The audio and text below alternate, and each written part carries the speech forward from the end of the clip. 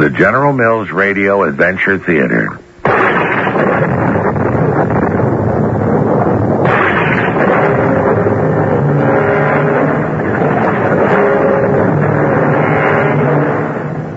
I'm Tom Bosley, and it's time again to enter the wonderful world of your imagination through the magic of radio.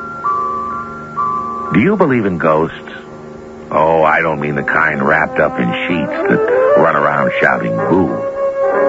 Nobody believes in the spooks we conjure up on Halloween. But sometimes things happen that are so strange we don't know what to believe. The sort of thing that takes place in dreams when we see and hear things that aren't really there. Or are they? Our adventure story, A Different Ghost Town, was written especially for the General Mills Radio Adventure Theater by Elizabeth Pennell. I'll be back shortly with Act One.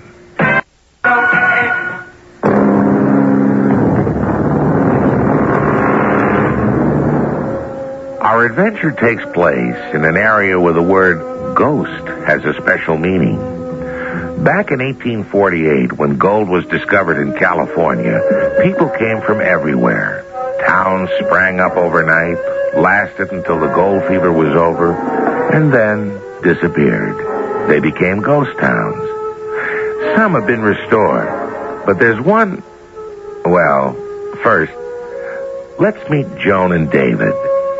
Their parents own adjoining summer homes at Lake Tahoe, right on the border of California and Nevada, near where a lot of the gold mining country used to be. It's school vacation time, and when David is not tinkering with his old car, he's driving around the countryside. This warm summer morning, Joan is with him. I could have sworn, Joan, that when I was up on that hillside before, I could see the remains of an old town. Didn't you take some pictures, David? Sure. And I found out that there had been an old mining town called Discovery. We certainly didn't discover anything today. And honestly, David, I've had enough. I hope you're heading home. Sure thing. It's much too warm for any more exploring. I'm all for getting back to the lake for a swim. Beautiful idea. Uh-oh. Don't tell me this jalopy is developing more problems. You've been working on it all week. Joni, I'm sorry. I've done a terrible thing. You may never forgive me. We're out of gas. And miles from anywhere. At least we're at the top of a hill. If I can push us just a little way, we'll be on the downside and we can roll closer to the main highway. I don't think I'll ever speak to you again. Okay, but right now you better help me or we'll never get back to civilization. What do you want me to do? Sit at the wheel of the car and then be ready to move over in a hurry when I jump in. I'll try. Whew. It's hot out here, and it feels like a dust storm coming up.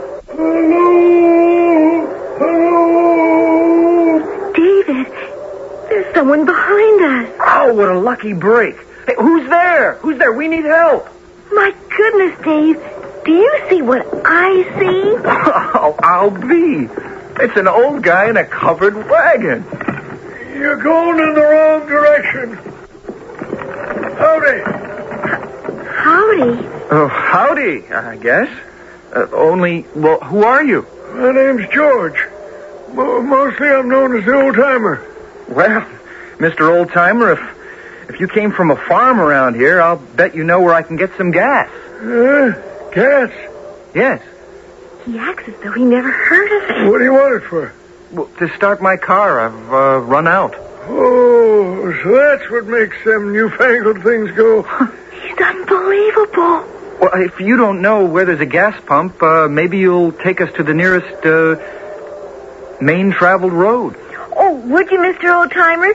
I think it would be fun to ride in a covered wagon. Oh, you'll get a ride, Miss Joan, but we aren't traveling toward the main road.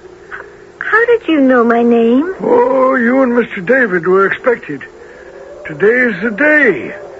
I've been waiting for you up over the last hill.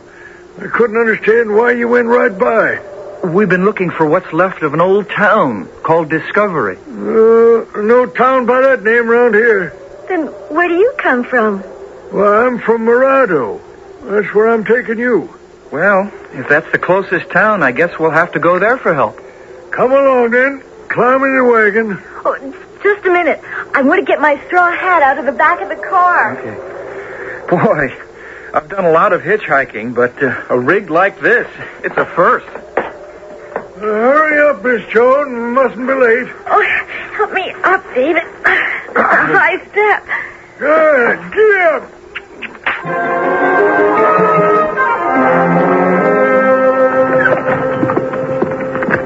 Mr. Oldtimer, level with us, will you?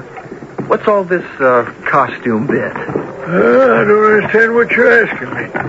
Well, the wagon and you, dressed in those clothes. Are you having some kind of fair? Is this an anniversary or celebration? Oh, it is a special day of the year, if that's what you mean. How about that, Joan? Our day's not wasted after all. We've picked a winner. Where did you say you were taking us? My orders are to take you to Morado. What do you mean, your orders? Why, you come to help us, both of you. Just as I'm here to help you. Well, that's fine.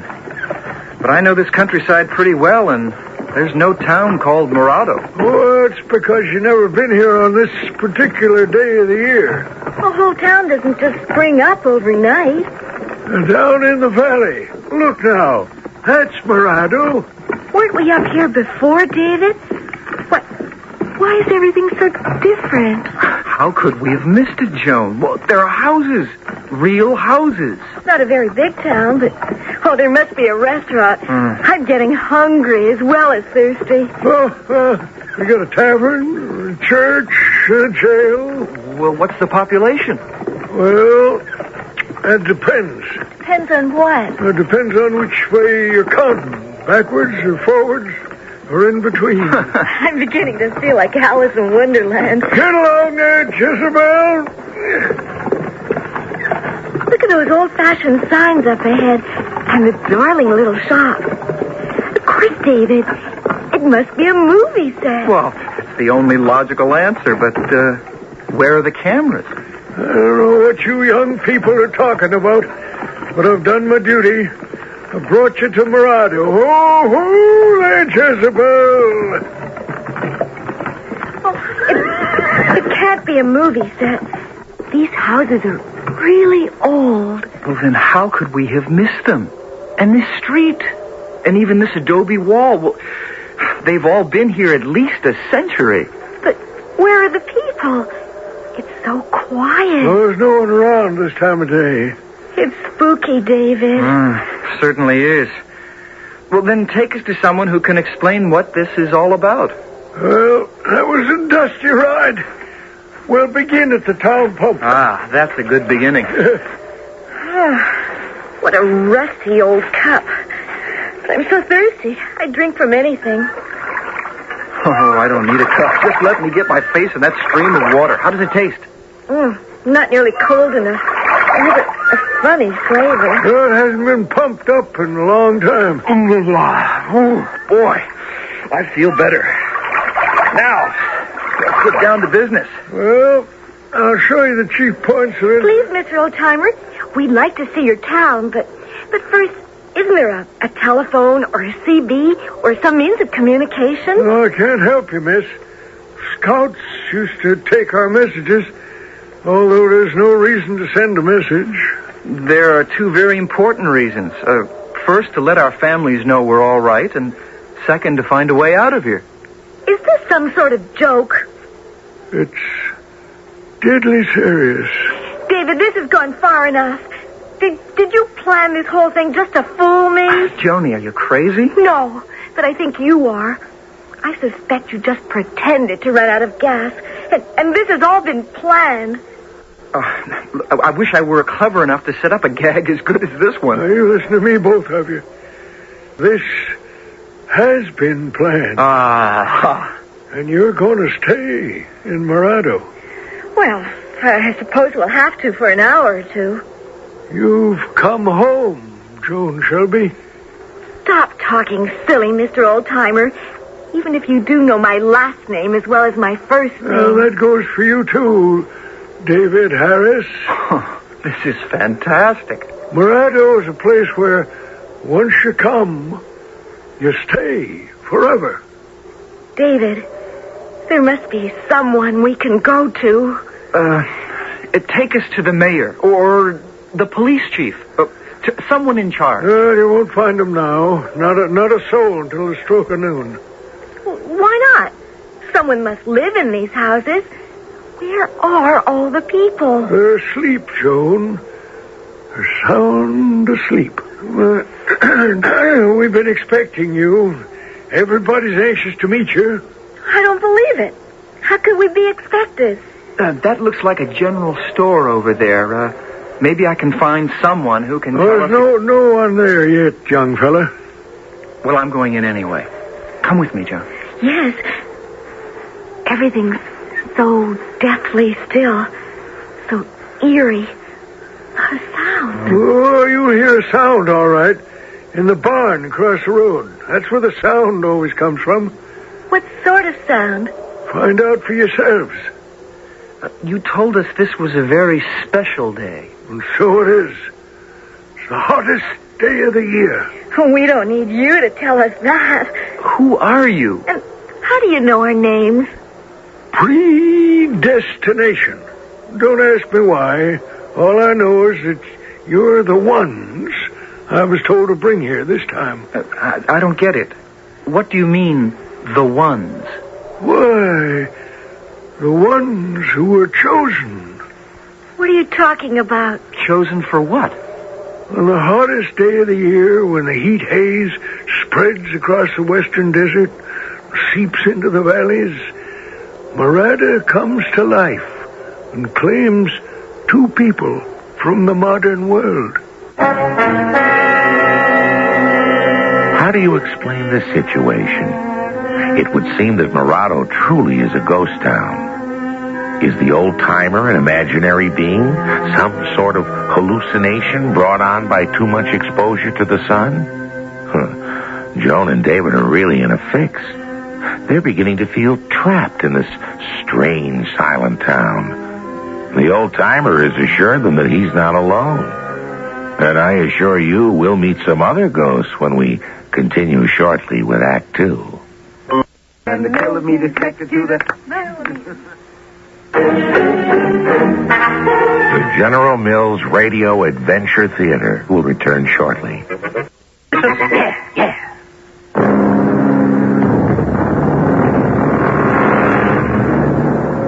2 young people on vacation are stranded on a lonely road when their car runs out of gas. They're picked up by an old man driving a covered wagon who somehow knows their names. And he takes them to the deserted town of Morado. In vain, they ask him the way to a gas station or telephone. Joan and David are curious about their surroundings, but I think you can understand why they're also becoming a little frightened. Come along now. I'll show you to your quarters. I think you said your name is George? Exactly so. Well, the time has come to talk seriously, George. Man to man. Oh, there's plenty of time for that. So, let's look around the tavern.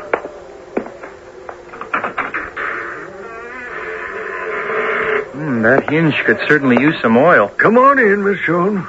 Well, I don't think I want to. Oh, there's nothing to be afraid of. Come along. See? This here is the main dining room. Oh, what wonderful pewter plates. My mother would lose her mind in here. And in here is the kitchen. Mrs. Jeffries keeps it spotless. And what a funny old-fashioned stove. Oh, in no time at all, the place will be humming. You'll like it here. I don't aim to be here. But you will be. We understand you're studying to be a nurse. Yes, but how... And David's handy with the mechanical things. Mm-hmm. Uh-huh. And you'll both be very... Oh, my goodness. It's later than I thought. They'll all be coming. It's about time. Bring them on. Oh, you'll see them precisely 12 o'clock. Go out on the street. Right now, I have to leave you. I'll be back at high noon. Well, you haven't answered any of our questions. The bell at the church steeple will strike the hour, and then at 12 o'clock, it'll all be over.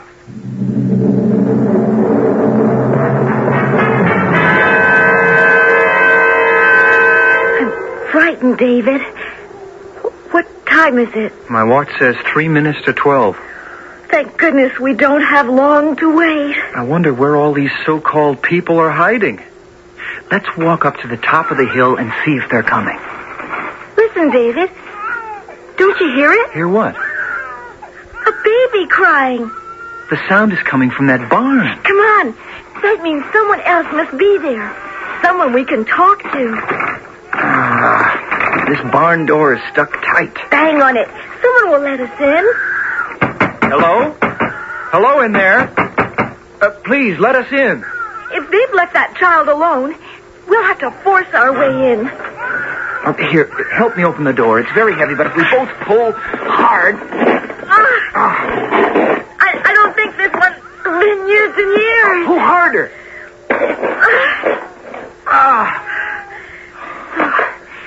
Dank and musty.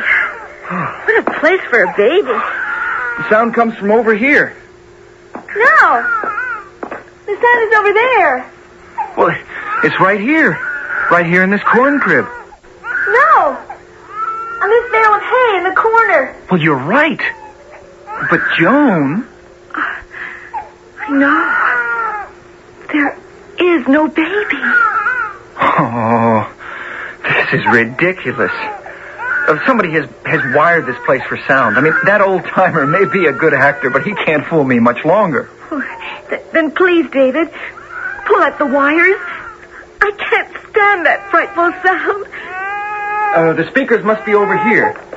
No, over here. David, you did it. Thank goodness. I didn't touch a thing. The crying just stopped, all by itself. And now I hear something else. Off in the distance. It's the clock in the church steeple. It's starting to strike 12.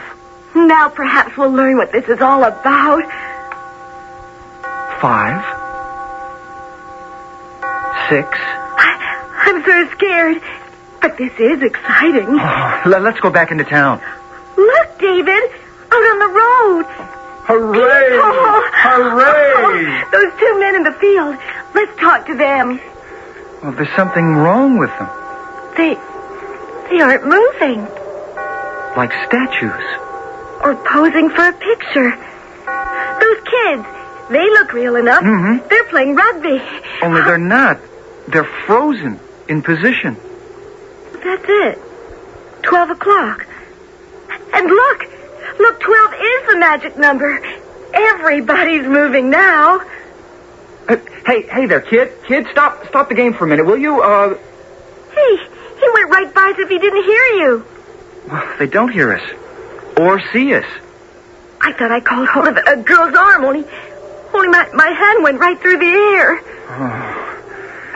Well, look, there are a couple of solid-looking citizens. Those men over by the pile of logs chopping wood. Sir, would you tell us, Please, we don't want you to stop your work, but, we need your help. Hey, come on, you guys. Stop working for a minute. It's no use. They don't seem to hear or see us. Oh, this can't be. It's not real. They're ghosts. Oh, come on. I don't believe in ghosts. This man is real, and his axe is sharp enough to split this wood. David, don't. You can't grab his arm. You'll be hurt. Mister, you drop that axe and listen to me. Oh. He not only stopped work, he stopped breathing. I thought he was real. But his eyes. Look at his eyes. Let go of him. It can't be. It simply cannot be. He's gone right back to work again. All have that same look in their eyes. Like they're living somewhere else. Oh, there has to be some explanation. It's all too strange. Let's get as far away as we can from these robots. Oh. Let's sit down in the shade of that tree. Maybe we can figure this thing out. David? Huh? Did I fall asleep?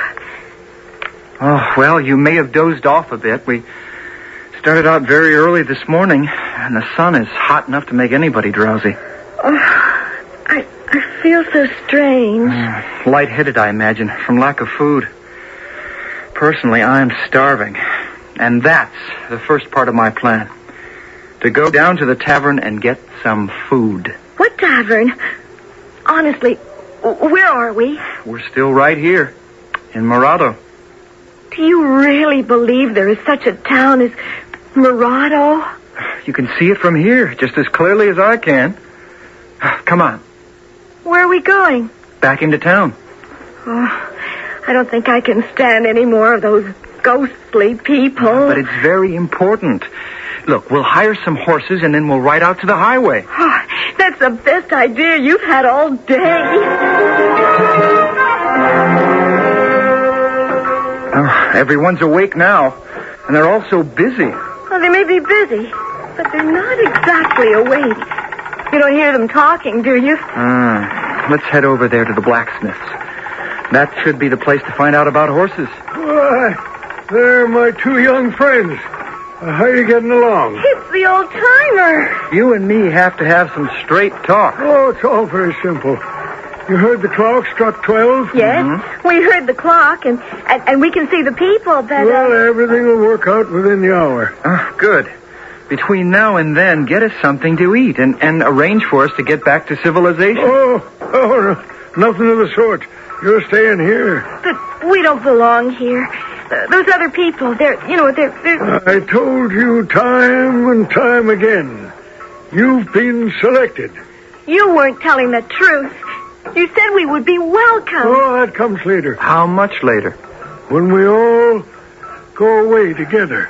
Mr. Oldtimer, I don't want to go anywhere with you. Right now, I want to go home. I only do what I'm supposed to do for Morado. There is no such place as Morado.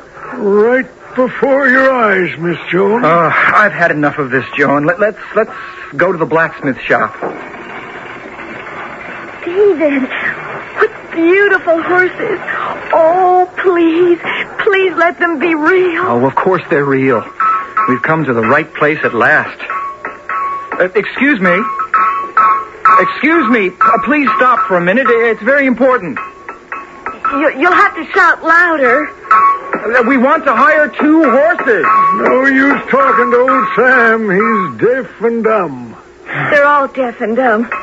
Every one of them. Old timer, who do we see about hiring a couple of horses? There's no sense in hiring. You'll be assigned your own horses soon enough. Someone is waiting for you. You've actually found someone who can help us? Come on along now. We're going back to the tavern. That sign in front of the tavern is new. It wasn't there before. Oh, people have been working. Right this way through the swinging door. What a difference. It's been completely cleaned up. And it's so crowded. Mrs. Jeffries? Where's Mrs. Jeffries? Right here. Welcome back, old-timer. Good to see you. Happy to be back, Marianne. Well, did you bring them? Oh, of course I did. They're right here. David, she's talking about us. At least she can talk. The girl. What's she like? Oh, it's a pretty little thing. I'm standing right here. Why can't she see me? And the boy? A fine, strapping youth. I'm so glad they come. I've been aching for the girl. Oh, how nice it'll be to have a daughter in the house and a helper in the dining room. What's her name? My name is Joan. And please, talk to me. Not about me. Well, old-timer, I got lots to do and not much time. I must get back to the kitchen. Oh, David, she's just like all the others. She can't see us or hear us. What are we going to do?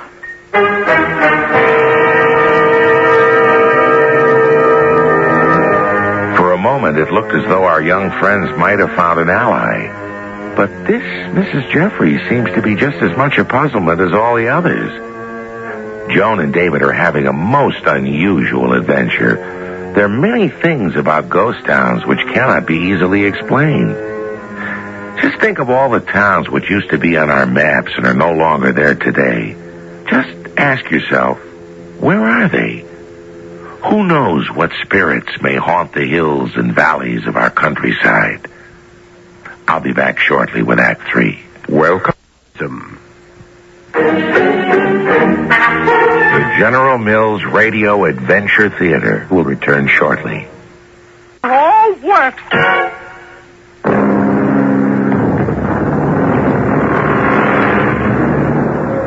This town of Morado grows stranger by the moment. At first, the streets were deserted. Then at precisely 12 o'clock, the place came to life. At least in a way it did. People appeared, all of them seeming to have an occupation or destination. But our adventurers, Joan and David, find it quite impossible to communicate. Their escort, the old-timer, is the only one with whom they can have any conversation. Why didn't that lady back in the tavern answer me? Oh, there's no use talking to anyone at this stage. They can't hear you. She didn't have any trouble hearing what you said. Well, no, that's different. And why wouldn't you let us have something to eat? It's not 1 o'clock yet. We're starved. You see, we got up before 6, and But that was in the other world. You won't be hungry any longer when the clock strikes 1. Come along now. We're due at the schoolhouse. Hey, that looks normal enough. A bunch of kids playing ball. That's right. David, this will be one of your posts. Old-timer, I'm tired of your jokes. Oh, I'm not joking. Listen to me, boys. I brought you your new coach. Hey, what's that kid think he's doing? Which one, David? It's the little guy at the plate. He doesn't know the first thing about holding a bat. Why don't you show him? Well, I will. Hey, listen, you rookie. Stop it, David. You're not their coach yet. But you will be. Old-timer?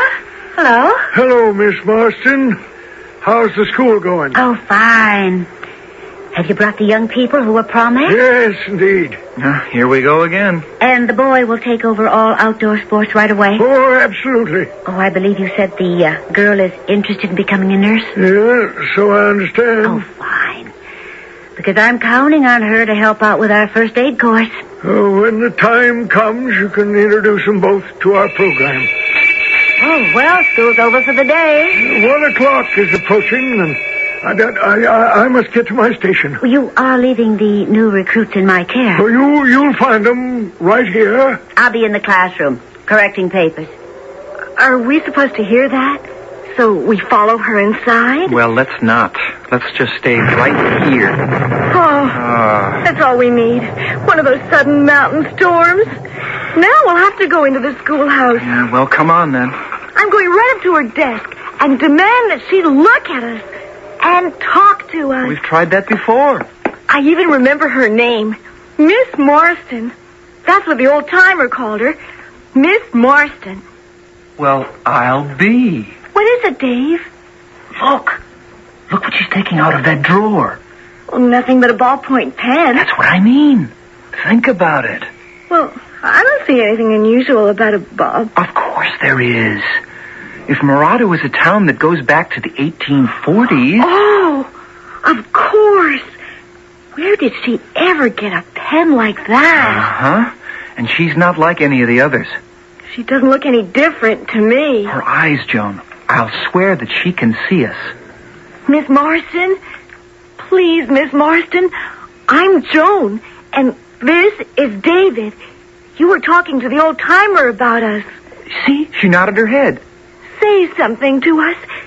Say that you see us. That you understand what I'm saying. Where did you get that pen, Miss Marston? Is it yours? Oh, she nodded her head. And she's writing us a message.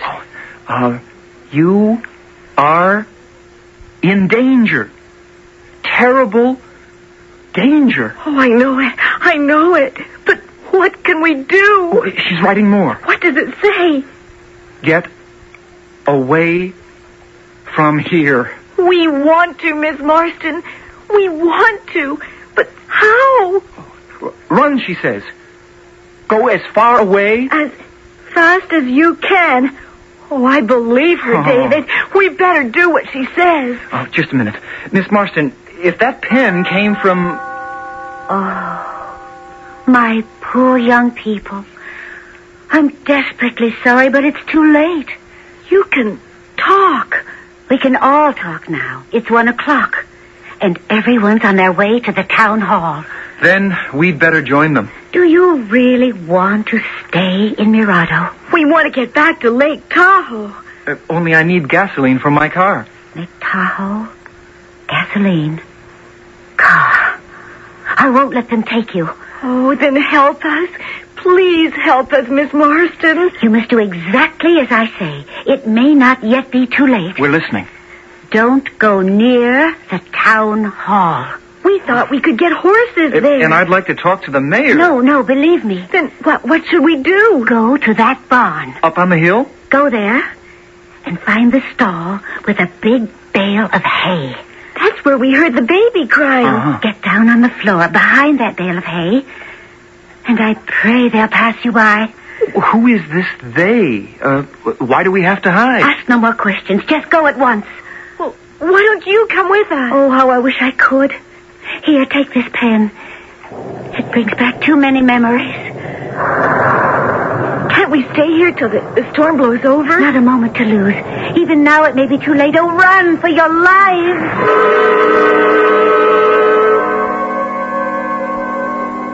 Well, at least no one's been here. This barn door's as hard to close as it was to open. I'll help you. Oh, I don't know why we're doing this. I mean, what is there to hide from? Listen, David. Do you hear what I hear? Well, it sounds like an Indian celebration. I bet we're missing all the fun. But I smell smoke, too. Look, David. The village is on fire. Oh, I'm glad the wind is blowing in the other direction. David!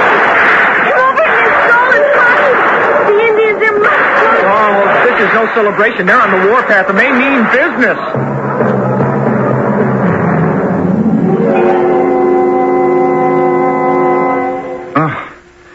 No more Indians. No more storm. Can we leave the barn now? I should hope so. Why? It's much cooler than it was. Maybe that nice Miss Marston will tell us where we can get something to eat.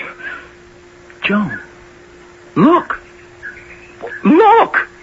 What? Why, it's gone. Not a trace of the town of Mirado.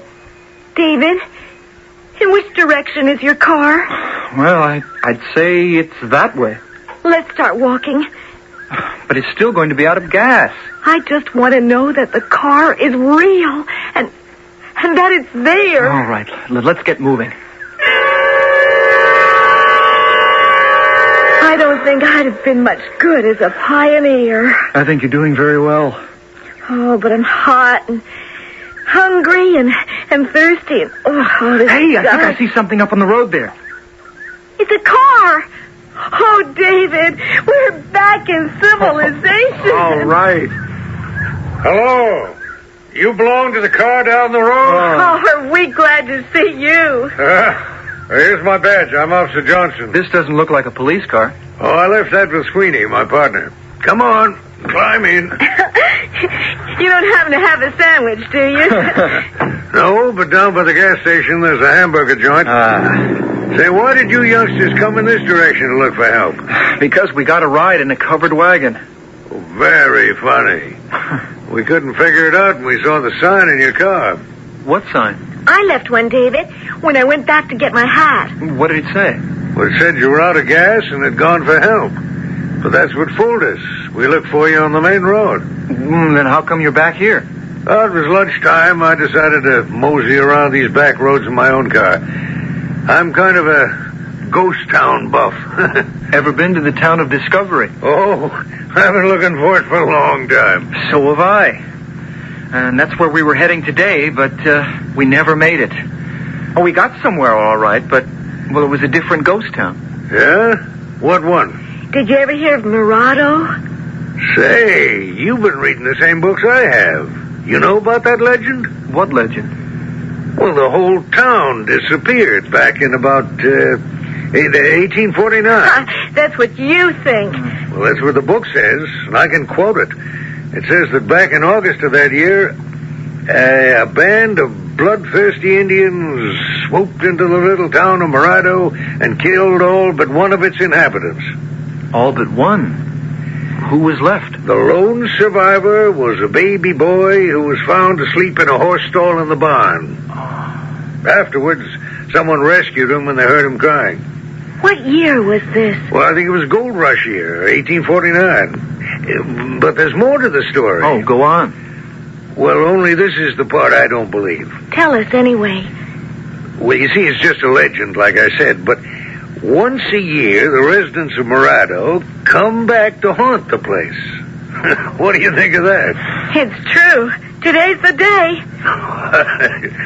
You put me on. Look, honestly, we've seen the ghosts. One of them gave me this pen. A ballpoint? Oh, now I know you're joking. No ghost from back in those days would have anything like that. Oh, but you see, we were in the schoolhouse, and... Oh, I'm sure plenty of tourists go poking all around this area looking for souvenirs, hoping to pan some gold. I'm afraid you'd never believe us if we told you what we've been through today. Well, I'd sure like to find some evidence that there was a town up over that hill. Look, if you really want to know, why don't you The gasoline station and the hamburger stand are just up ahead. Oh, we're very grateful for the ride. I hope there's a telephone. Me and Sweeney usually travel that big main highway. It's straight and flat, and you might think it's rather boring. But back about 4 years ago, we found an empty car out there. Well, didn't you find out who it belonged to?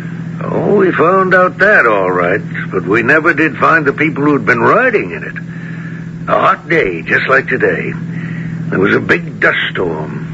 Looked like smoke coming up behind that hill. Who are the occupants of that car, Mr. Johnson? 2 ladies. Do you know their names? I don't remember now. I think one was a Mrs. Jeffries or something like that. She was a housewife who left a husband and a son and a daughter. And the other? Oh, she was a school teacher. Named Miss Marston? Why, yeah, that's the name. You read about them, did you? Never mind.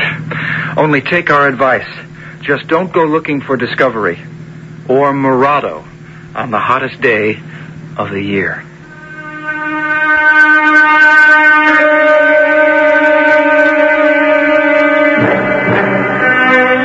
If you're fond of ghost town stories, you won't settle for a mirage caused by heat haze. That may be what some people say when Joan and David tell of their strange adventure. But our young friends know how lucky they were to return with a story to tell. If they hadn't had help in making an escape just in time, their disappearance would have been as mysterious as that of the 2 ladies, who never did come home. A final word shortly.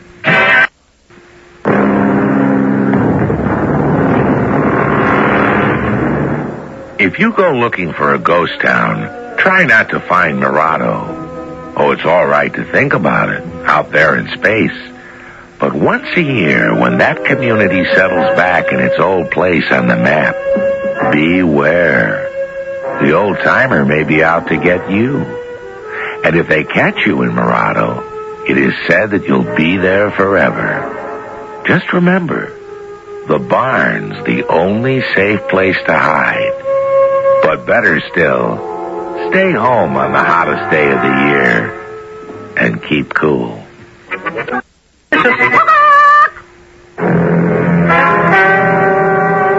Our cast included Corinne Orr, Roger Barron, Court Benson, and Evie Juster.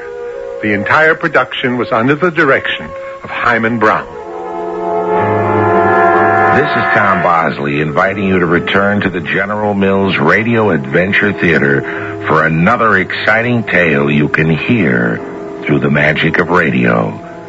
The General Mills Radio Adventure Theater is recommended by NEA, the National Education Association. At Big N Garden Shops, everything's